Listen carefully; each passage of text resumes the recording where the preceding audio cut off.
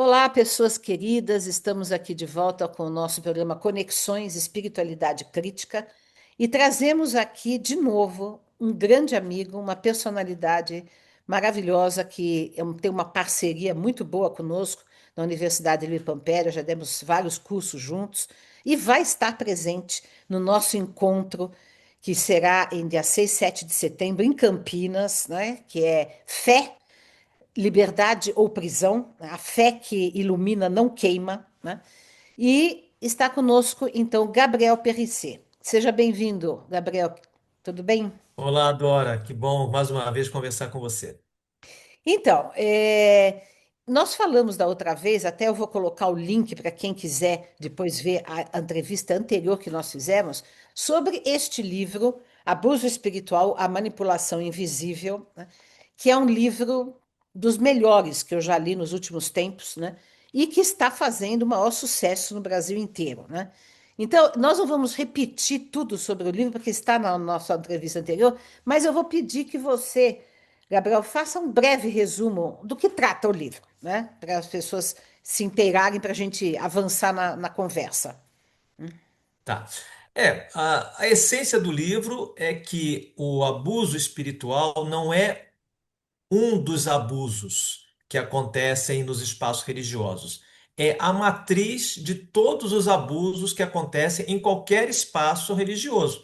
Qualquer comunidade de fé, qualquer grupo, qualquer movimento, qualquer instituto, qualquer igreja, onde haja algum tipo de autoridade sagrada, religiosa, seja de que tipo for, o abuso espiritual é essa violência que é feita de alguém que tem esse poder sobre alguém vulnerável, pensando em obter alguma vantagem. Aí as vantagens são os demais abusos. Pode ser o abuso financeiro, pode ser abuso sexual, pode ser Sim. abuso trabalhista, pode ser abuso patrimonial.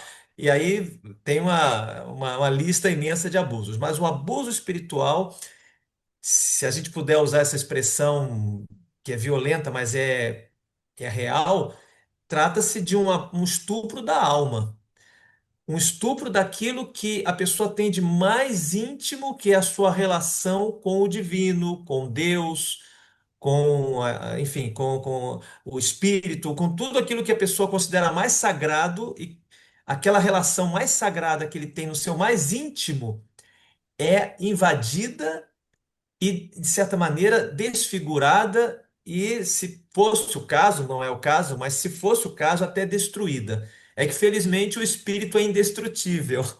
Então, a pessoa sai ferida de um abuso espiritual, sai com raiva, com medo, com culpa, com problemas graves que podem levar até mesmo a uma ideação terrível de perder a sua, de abandonar tudo, de jogar tudo pela janela. E justamente o livro tem essa preocupação de fazer uma denúncia de que todos nós ou somos ou fomos ou seremos vítimas, ou infelizmente também já tivemos algum tipo de comportamento abusivo na medida em que tivemos algum tipo de autoridade espiritual ou de poder espiritual.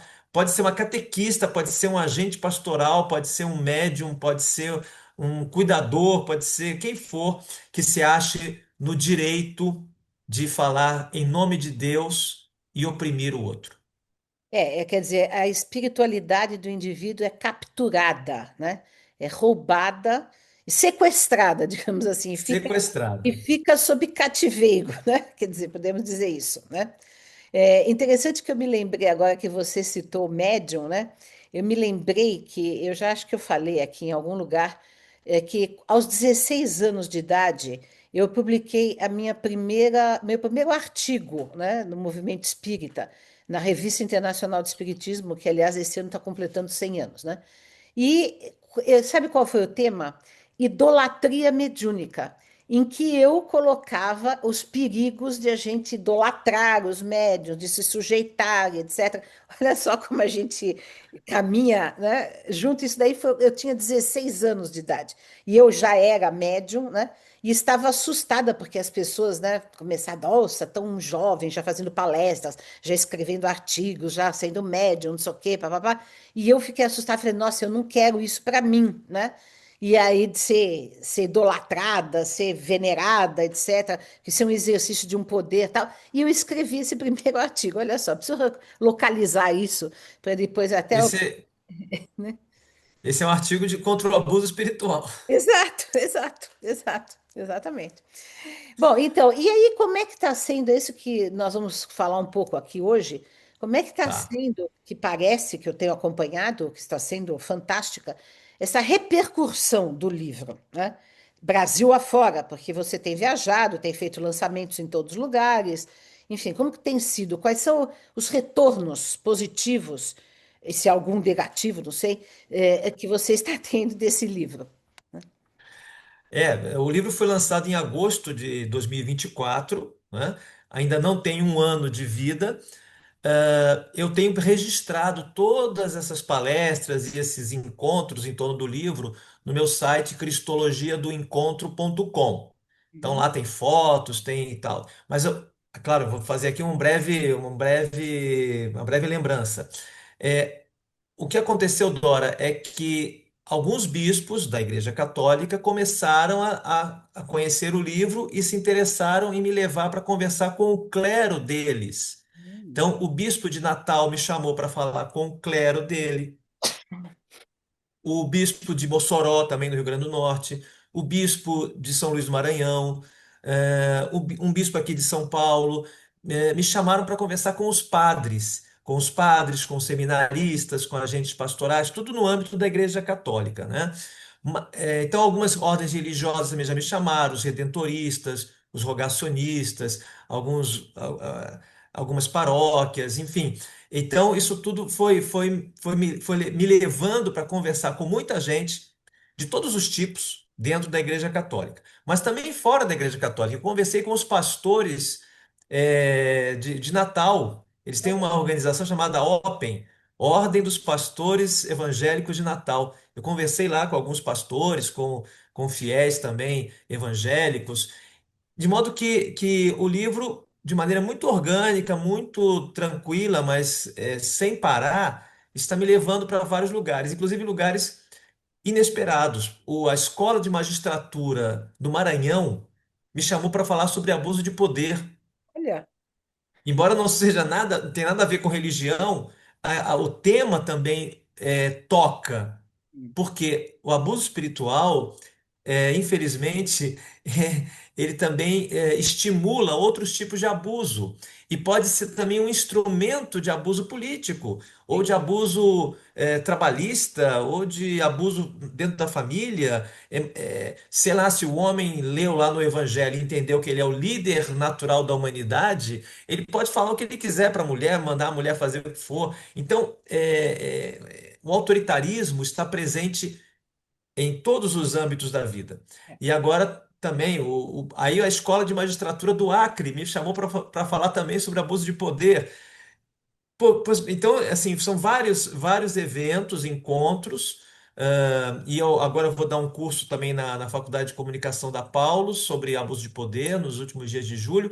Então, assim, são muitas atividades e eventos em que o tema do abuso espiritual aparece como um tema novo, mas ele não é novo, ele é um tema tabu, Sim, sim. é um tema Talvez seja silenciado. dos mais antigos da humanidade, né? Talvez, talvez seja o mais antigo de todos, né?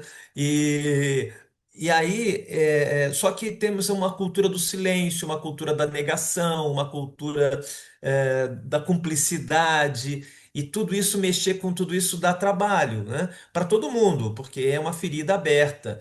Agora, tem muita coisa positiva e também tem alguns momentos problemáticos. Sim. Eu estava dando uma palestra em Natal.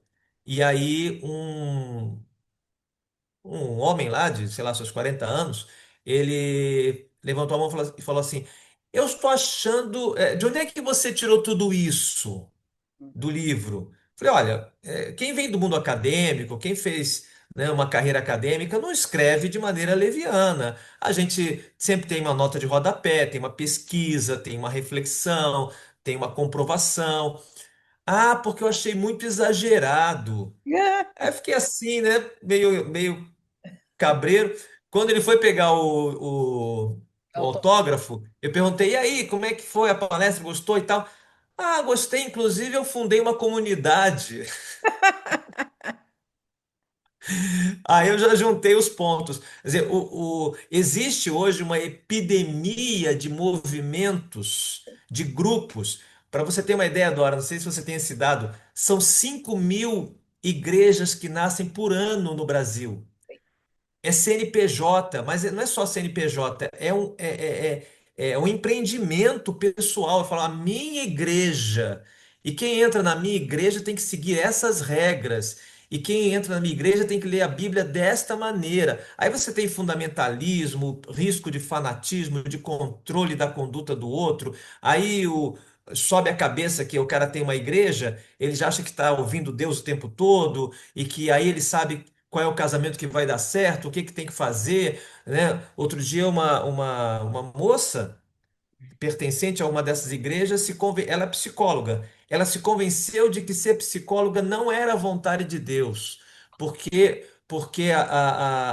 pelas regras profissionais e éticas da psicologia, ela não poderia levar ninguém à fé. E como ela não pode levar ninguém à fé, Deus não quer que ela seja psicóloga. Aí ela faz um vídeo cortando a carteirinha dela de sócia enfim, percebe quer dizer, a destruição que isso vai operando na vida das pessoas, E na de modo que a sociedade, gente, né? Destruição da sociedade, né? da sociedade, quer dizer, eu começo a achar que abuso espiritual, Dora, é um problema de saúde pública.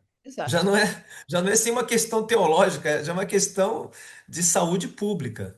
É. Não, e assim, fora você citou as igrejas que nascem, mas também tem os grupos, né, de espiritualistas, de tudo quanto é cor, né? Quer dizer, coisas assim, estapafúrdias, que não tem nenhuma base, né? Quer dizer, as igrejas, elas se ligam a uma interpretação, muitas vezes, fundamentalista da Bíblia, mas esses outros grupos são coisas assim, aleatórias, né?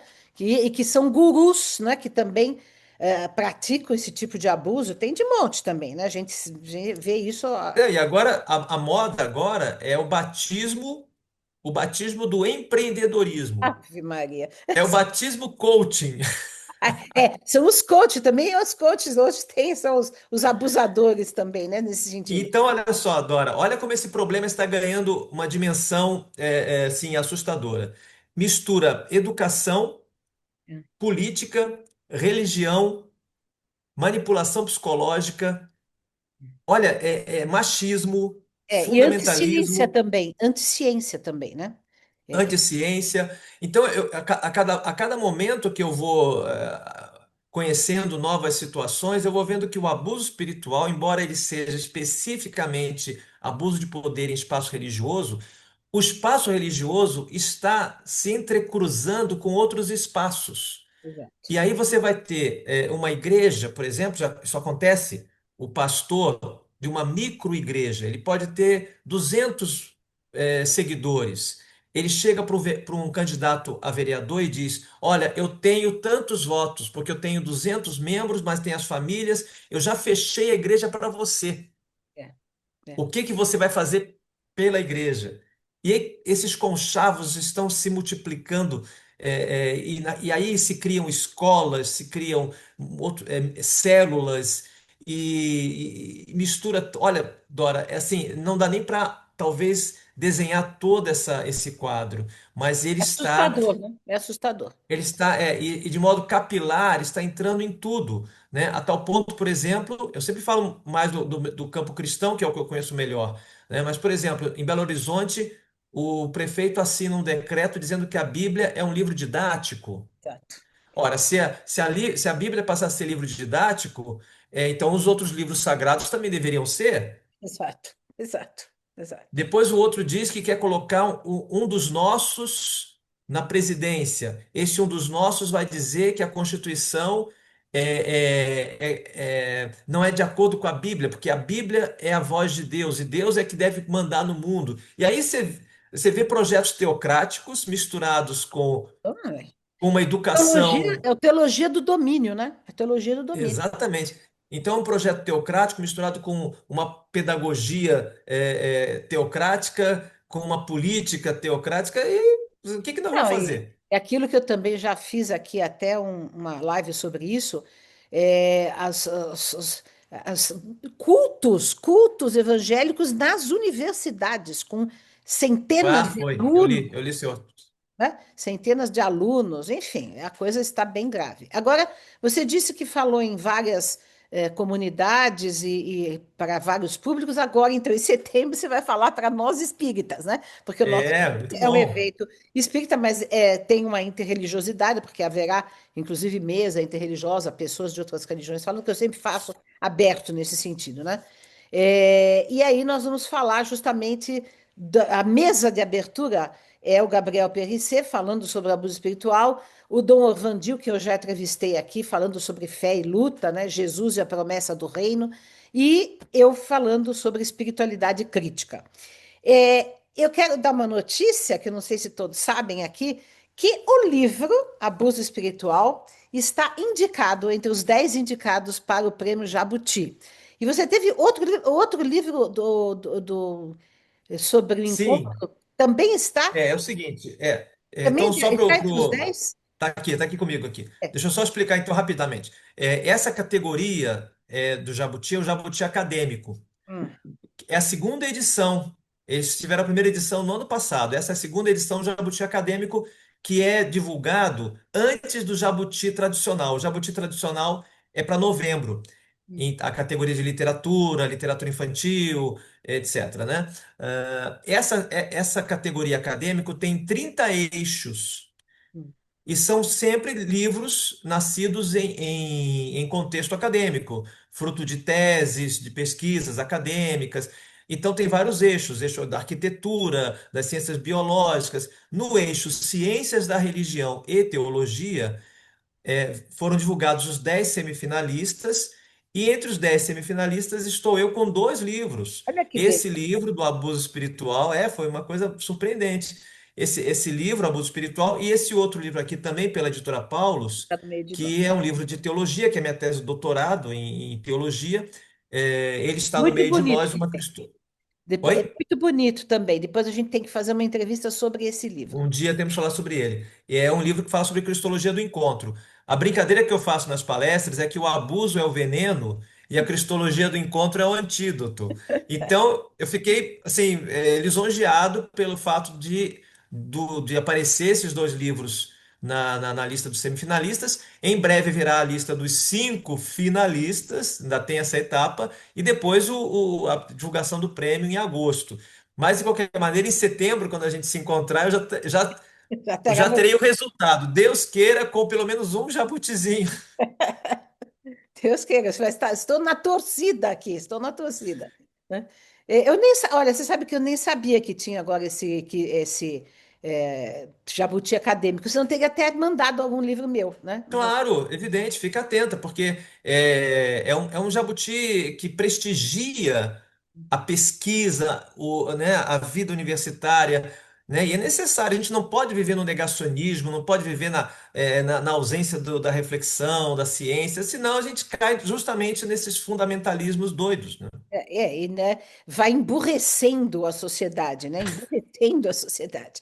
E aí, assim, e eu queria saber também que você contasse, porque você já particularmente já me contou, sem, claro, nomear ou dar muitas dicas das pessoas que falaram com você, mas você tem recebido retornos assim pessoais, né?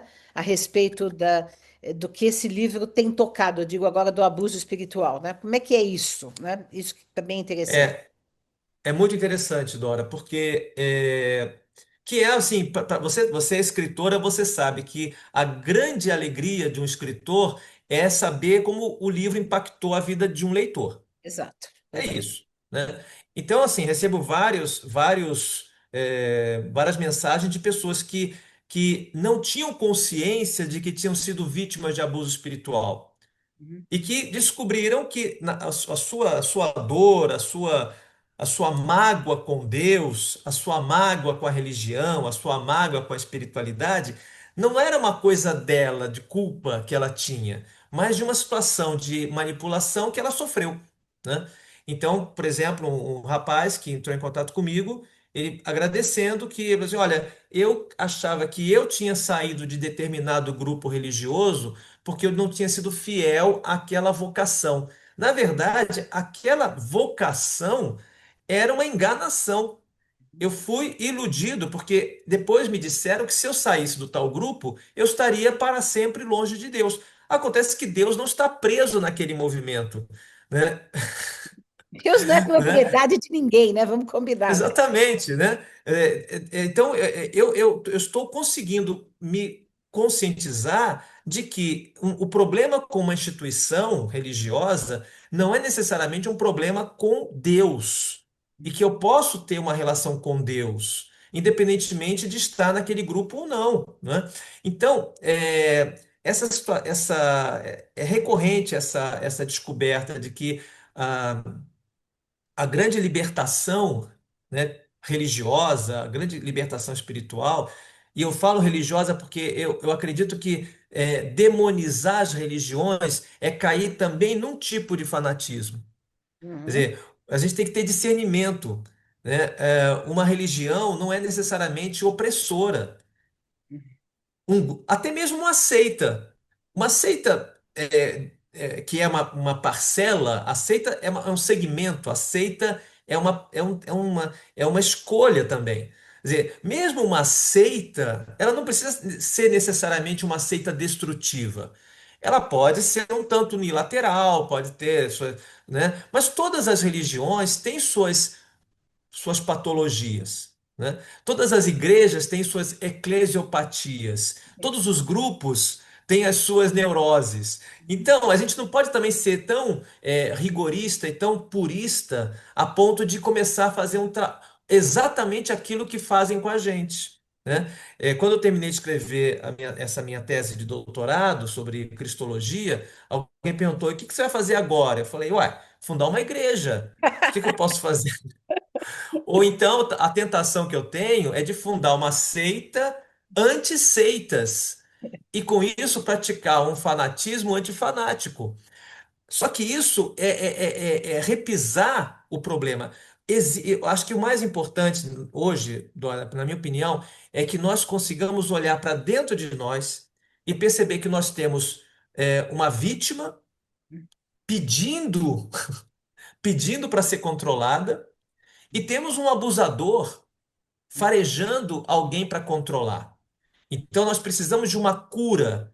Existe o autoabuso, existe o abuso inconsciente. A gente pode, por uma questão até cultural, achar que tem, né, autoridade para falar isso ou aquilo. Isso acontece até com o pai, com a mãe, que Sim, podem atuar sobre os filhos de maneira autoritária. Então, assim, é muito importante não ocupar o lugar do opressor, nem tampouco o lugar do oprimido. Lembrando que às vezes o oprimido tem um opressor dentro de si tem. pronto para agir. Exato, exato, né? E aí o que acontece? E isso pode acontecer em qualquer situação, né? Porque tem em grupos acadêmicos, em grupos políticos, em grupos ideológicos, né? Em todos os ramos da atividade. Por isso que eu sou anarquista, né? É como antídoto contra isso. Eu sempre digo, o meu anarquismo é uma crítica a todas as estruturas de opressão, de autoritarismo e poder, né? Porque exatamente a gente tem que estar sempre prevenido, sempre alerta em relação a isso, porque facilmente a gente embarca, né?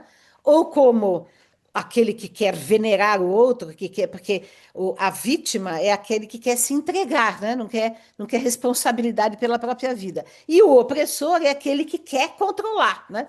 Mas sempre, como você disse, nós podemos ser uma coisa ou outra e às vezes reproduzir, né? Depois de sermos vítimas, também sermos opressores. Então, temos que tomar todo É. cuidado. Por isso que todo mundo Por tem isso que que eu fazer digo. terapia, né? Também, né? Ah, isso, boa. Vamos fazer uma propaganda da terapia. Eu vou começar agora, já fiz uma formação junguiana para isso. Eu vou começar a atender vítimas de abuso espiritual. Já Olha só. atendi, a título de estágio, duas pessoas.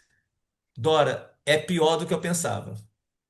Nossa Senhora, Que As coisa. feridas que as pessoas carregam ao longo da vida, depois de terem sido vítimas, né, de abuso espiritual, são feridas que não fecham. E aquela história, a pessoa sai do círculo do abusador, mas é como se o abusador continuasse presente dentro É. da pessoa. Então, assim, os pesadelos, as disfunções, os medos, as culpas, né? Eu fui procurado também por um leitor, ele conversava comigo, Dora, foi na Bienal do Livro, inclusive. Ele conversava comigo assim, olhando para o lado, olhando para o lado, olhando para o lado. Ele estava o tempo todo achando que alguém estava vigiando.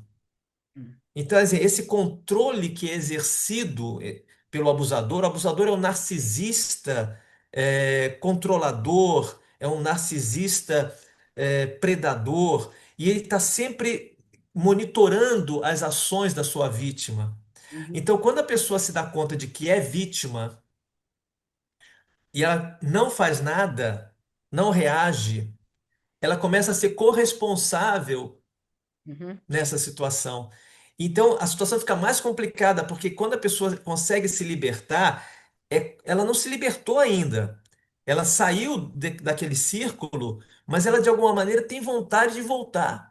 E tem gente que volta, hum. que retorna para os braços do abusador, porque o abusador tem aquele carisma, né? Carisma, né? É, alguém dizia o seguinte, que o problema do abuso espiritual é que o abusador, ele é empreendedor, ele é fascinante, ele é uma liderança, ele fala Inteligente, bem, inteligente. inteligente, ele descortina possibilidades, né? Mas ao mesmo tempo ele é uma pessoa que massacra o outro, que consome a vida do outro, né?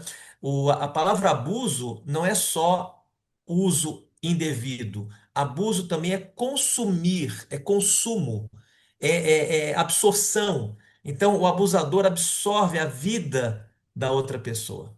É. Isso é muito terrível, né? Quer dizer, e nós temos que. Aí eu também tenho, você sabe, né? Não sei, que eu tenho formação em psicanálise, você Sei, optou sei. pelo Jung, eu optei pelo Freud, né? Sim. Mas, enfim. Mas também eu já trabalhei com isso, né? Então já tive pacientes nesse sentido. Realmente é muito desafiador a pessoa se libertar dessa dessa trama, né? Dessa trama, né?